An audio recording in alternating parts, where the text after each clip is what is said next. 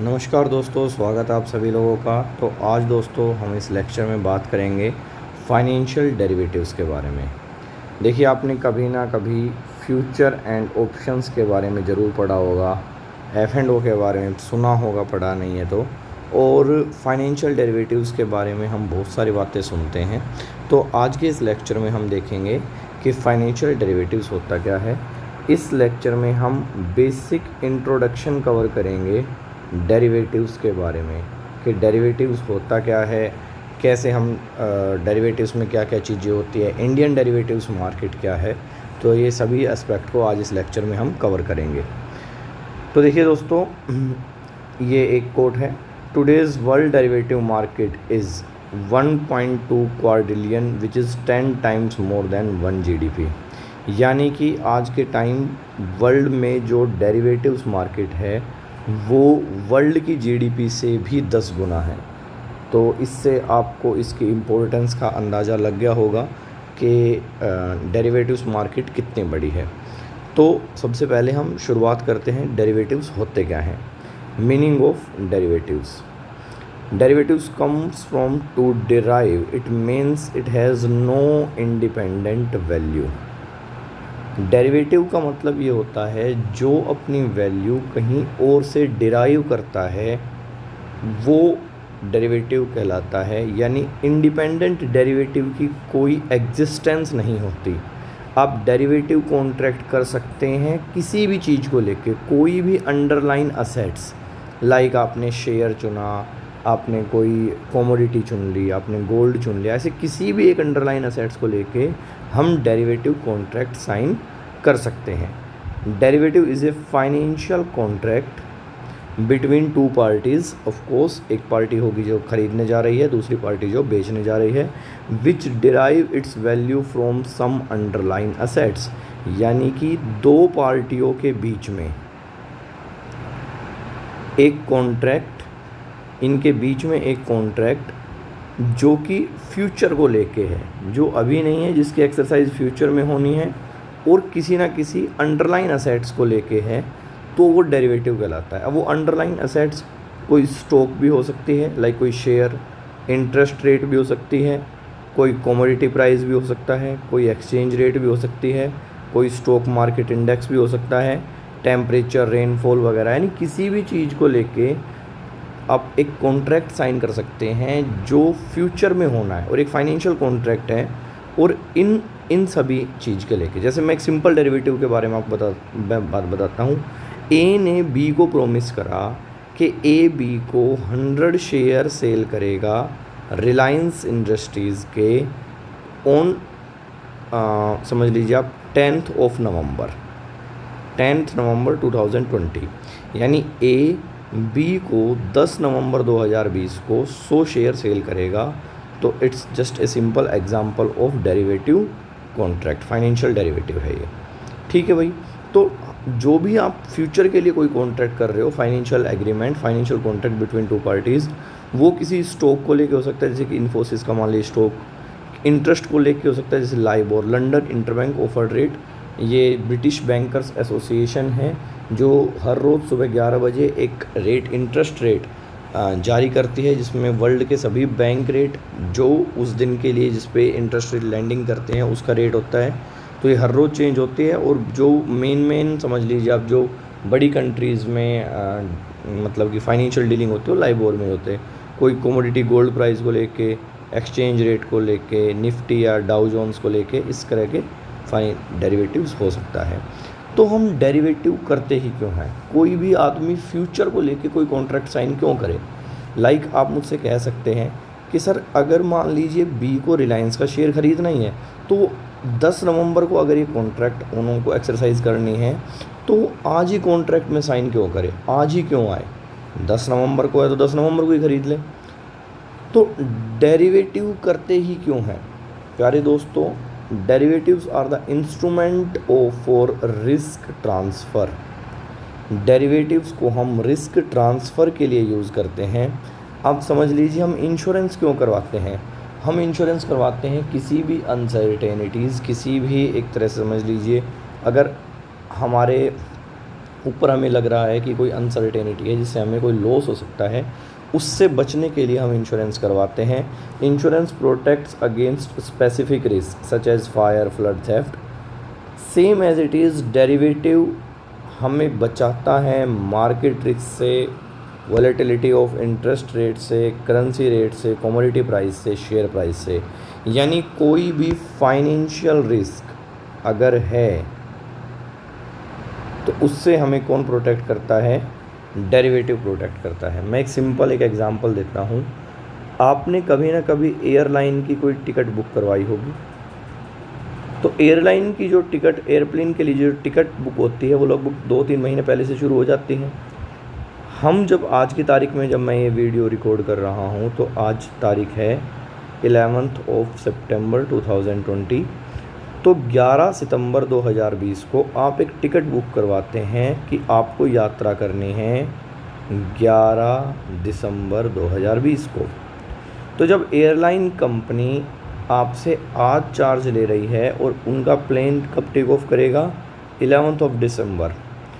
तो जब वो टिकट की कॉस्टिंग कैलकुलेट करेंगी तो उसमें वो रखेगी भाई कितना प्लेन का चार्जेस है, कितना उनके एम्प्लॉय की सैलरी है, ये सभी चीज़ें वो कंसिडर करेंगी। साथ में वो फ्यूल चार्जेस भी कंसिडर करेगी। अब आप एक चीज़ समझिए कि फ्यूल चार्जेस किस रेट से कंसिडर होगा? जो आज का रेट है। अब मान लीजिए 11 आज जो फ्यूल चार्जेस है उससे 11 दिसंबर को 50% अगर हाइक हो जाए तो क्या कंपनी आपसे और पैसे ले सकती है क्या? कि जी देखिए फ्यूल का प्राइस ज़्यादा हो गया तो अब आप हमें ज़्यादा रुपए दो। नहीं ले सकती। तो कंपनी क्या करती है? कंपनी इस सिचुएशन से बचने के लिए जो भी ऑयल फ्यूल के लिए जो कंपनियां हैं उनके साथ आज ही एक डेरिवेटिव कॉन्ट्रैक्ट साइन कर लेती है कि जी हम आपसे 11 दिसंबर को इतना फ्यूल लेंगे इतने रुपए में। ऑयल कंपनी को क्या है? ऑयल कंपनी को डर है कहीं प्राइस कम ना हो जाए आगे।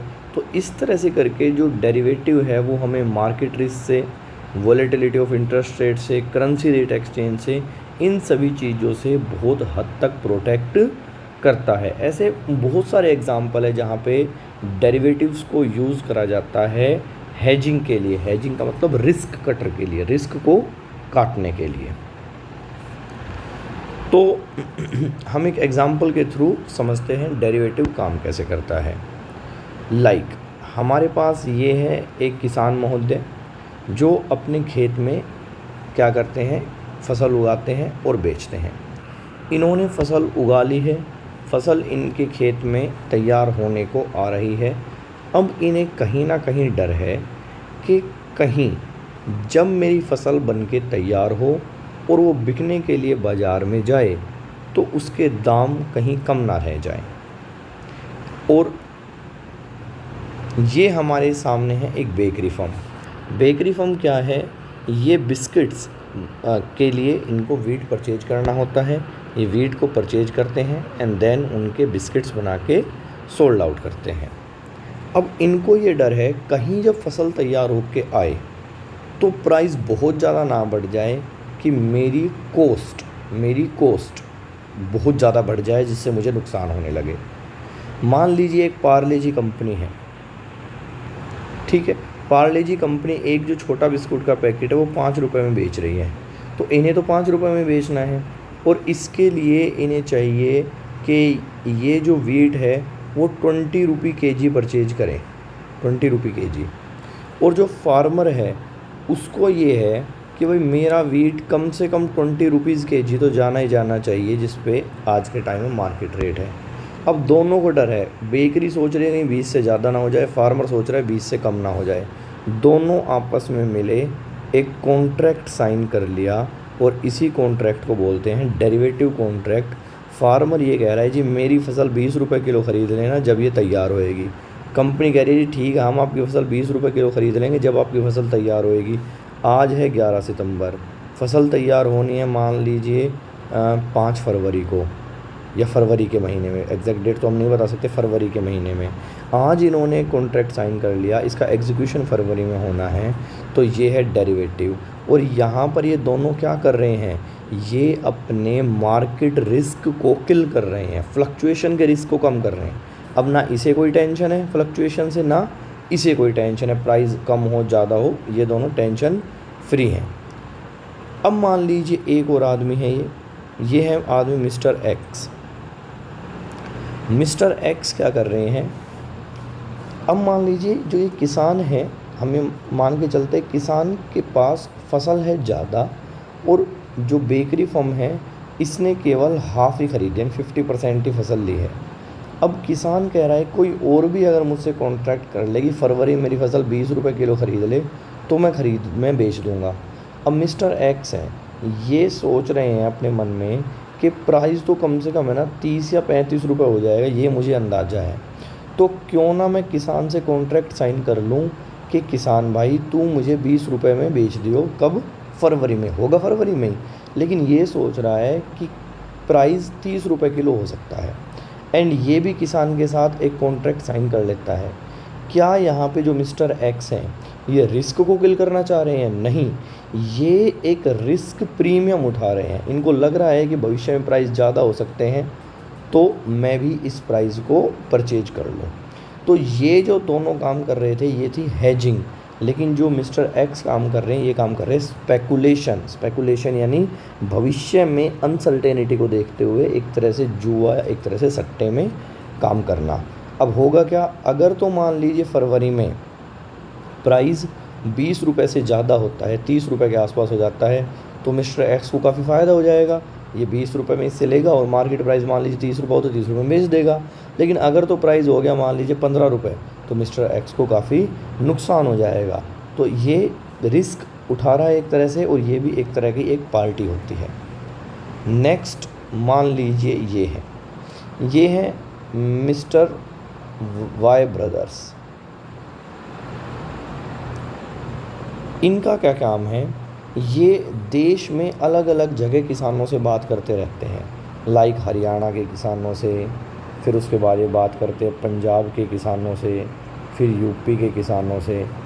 तो इन्हें पता चला कि हरियाणा का किसान 20 रुपये में गेहूं बेचने के लिए तैयार है फरवरी में, और यूपी में कोई एक कंपनी है, यानी यूपी में फरवरी के लिए ही जो वीट है वो कोई कंपनी ख़रीदने के लिए तैयार है, समझ लीजिए 22 रुपीज़ में। यानी यूपी में वो 22 रुपये में बिक रहा है, यहाँ वो 20 रुपये में बिक रहे हैं। तो ये क्या करेंगे, ये यहाँ पे से ख़रीद लेंगे और यहाँ पे बेच देंगे। यानी सेम चीज़ के लिए क्या हो रखा है, एक मिस प्राइसिंग हो रखी है। 20 में ख़रीदा, 22 में बेच दिया, और 2 रुपये इन्हें मिल जाएंगे। तो ये क्या कर रहे हैं, ये मिस प्राइसिंग का फ़ायदा उठा रहे हैं। जो मिस प्राइस है ना मार्केट में, उसका फ़ायदा उठा रहे हैं। तो मेनली ये 3 तरह की पार्टीज़ डेरिवेटिव कॉन्ट्रैक्ट में होती है। एक जो रिस्क को कम करना चाहते हैं उन्हें बोलते हैं हम हेजर, एक जो रिस्क प्रीमियम उठाते हैं वो है स्पेकुलेटर, और एक जो मिस प्राइसिंग का फ़ायदा उठाते हैं वो है आर्बिट्रेटर। तो यहाँ पे जो हेजर है वो है जो फार्मर और बेकरी फर्म है। मिस्टर ए जो रिस्क प्रीमियम उठा रहा है वो स्पेकुलेटर है, और जो मिस्टर एक्स बताया था और मैंने जो वाई ब्रदर्स बताए थे, यानी जो एडवांटेज ले रहे हैं मिस प्राइसिंग की, वो क्या है, आर्बिट्रेटर है। तो एक तरह से फाइनेंशियल डेरिवेटिव क्या हो गया, फाइनेंशियल डेरिवेटिव एक तरह से बेटिंग, जो हम कहते हैं शर्त, ये एक तरह की एक शर्त हो गई। भविष्य को लेके आप अपने विचार से, अपने ओपिनियन से आप कोई शर्त लगा रहे हो, और उसी शर्त को हम क्या बोलते हैं, फाइनेंशियल डेरिवेटिव। हो सकता है बहुत सारे व्यूअर्स को मेरी ये बात गलत लगे, मैं आगे आपको ये बात बताऊंगा कि कैसे ये एक फाइनेंशियल कॉन्ट्रैक्ट है बेटिंग के लिए, शर्त लगाने के लिए। तो ये बात मैं आगे अपनी स्लाइड में इसको बिल्कुल आपको क्लियर कर दूंगा। तो ट्रेडर्स इन डेरिवेटिव्स मार्केट, इन ट्रेडर्स को कई बार क्वेश्चन आ जाता है पार्टिसिपेंट्स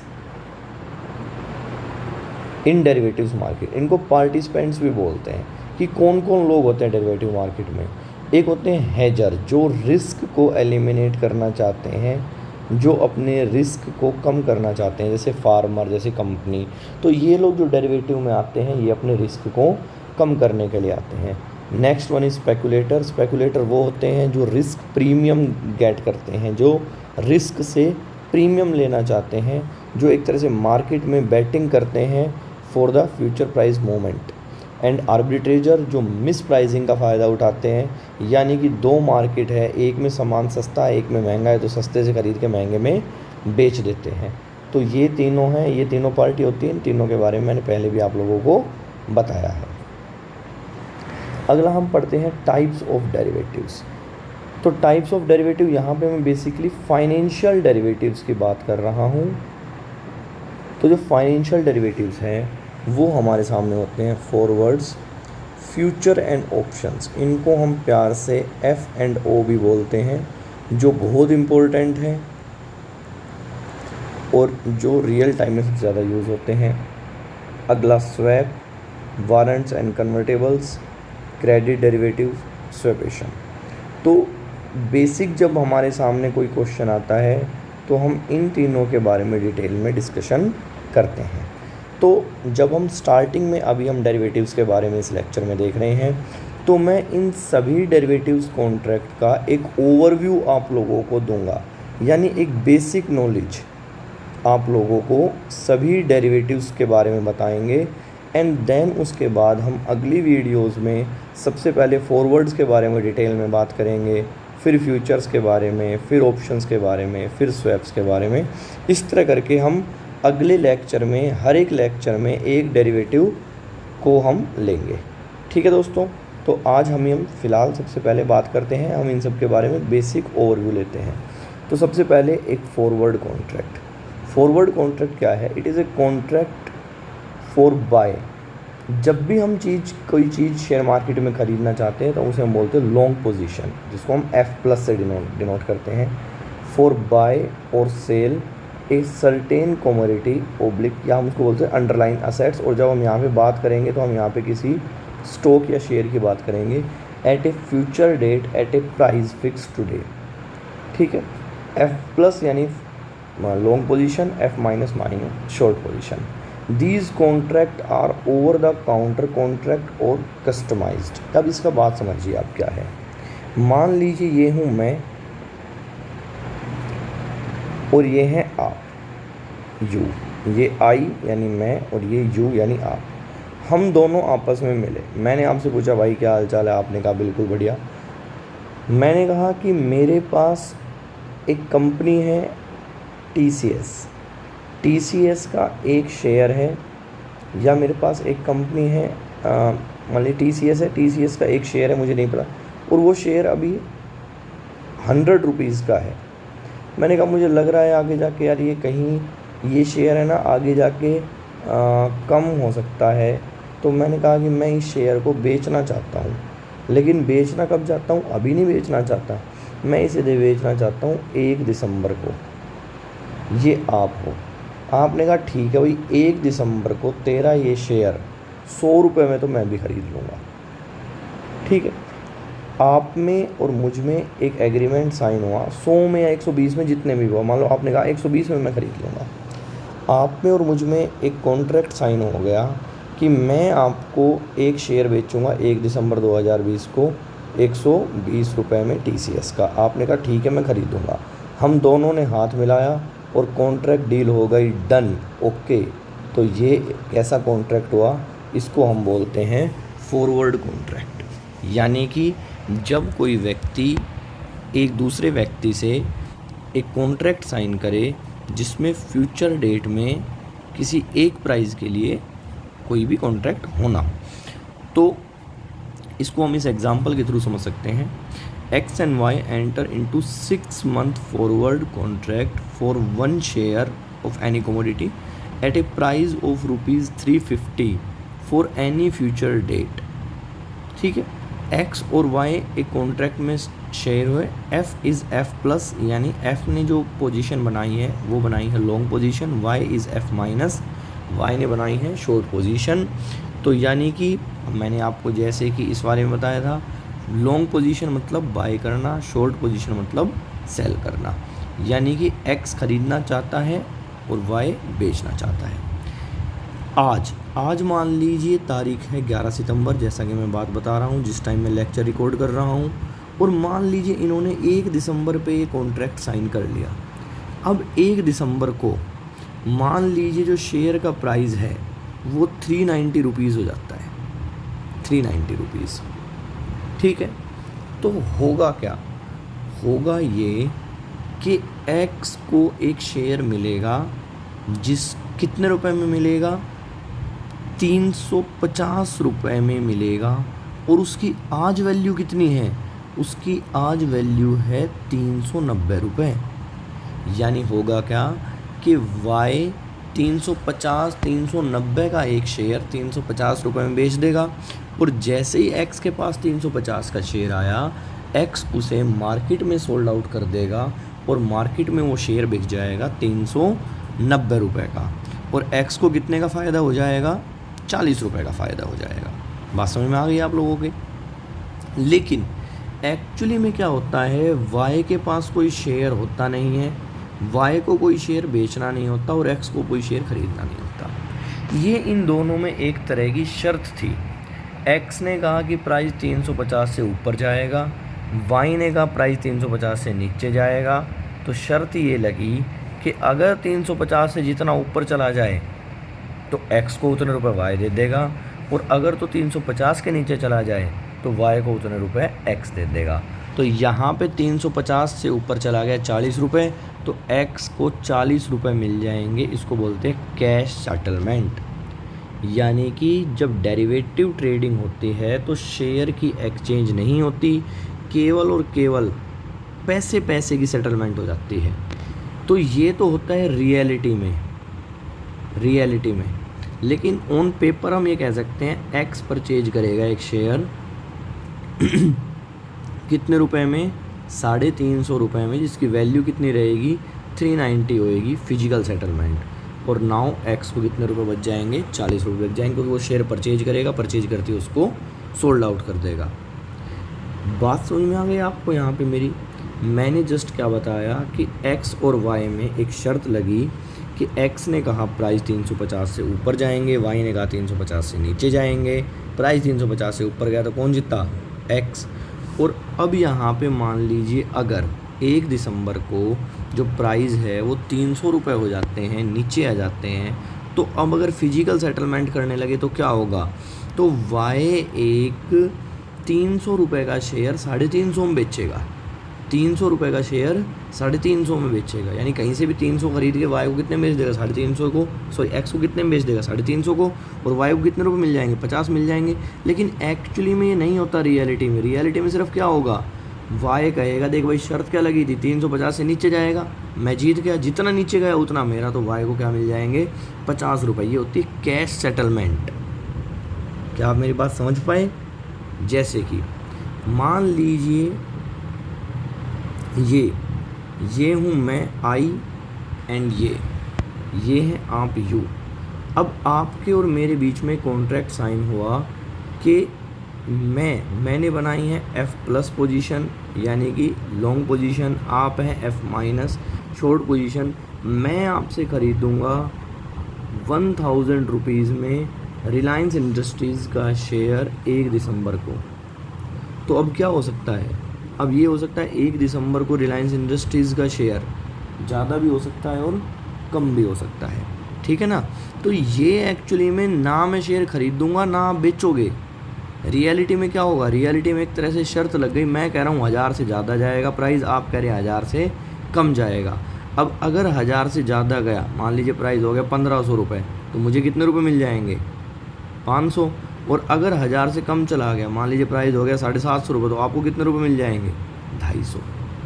बात समझ में आई नहीं आई। तो ये जस्ट एक शर्त है। अगर आप इसको ऑन मतलब कि रियलिटी को छोड़ के आप अगर कागजी भाषा में, किताबी भाषा में समझना चाहो तो होगा क्या, होगा ये, अगर तो 1500 में हो गया तो आप मुझे शेयर बेचेंगे 1000 का, जिसकी अभी वैल्यू कितनी है, 1500 रुपये। मैं क्या करूँगा, मार्केट में 1500 रुपये बेच दूँगा और 500 मुझे मिल जाएंगे। लेकिन मैं इतना झंझट करूँगा ही नहीं ना, मैं कहूँगा तो सीधा मेरे को भाई 500 दे दे। और अगर मान लीजिए शेयर हो गया 750 का, तो आप क्या करेंगे, 750 को बाज़ार से खरीद देंगे और देन मुझे 1000 का बेचेंगे। तो मैं कहूँगा यार तेरे को 250 फ़ायदा, तो 250 मेरे से सीधे ले ले। तो क्या होता है फॉरवर्ड कॉन्ट्रैक्ट में, रियलिटी में तो कोई भी सेटलमेंट फिजिकल सेटलमेंट तो होती नहीं है।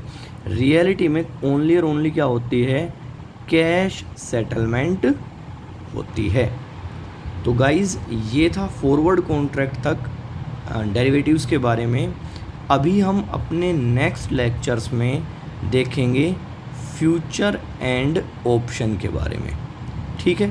तो फ्यूचर एंड ऑप्शन क्या होते हैं, कैसे वो काम करते हैं, रियलिटी में कैसे होते हैं, ये हम अपने अभी नेक्स्ट लेक्चर में देखेंगे।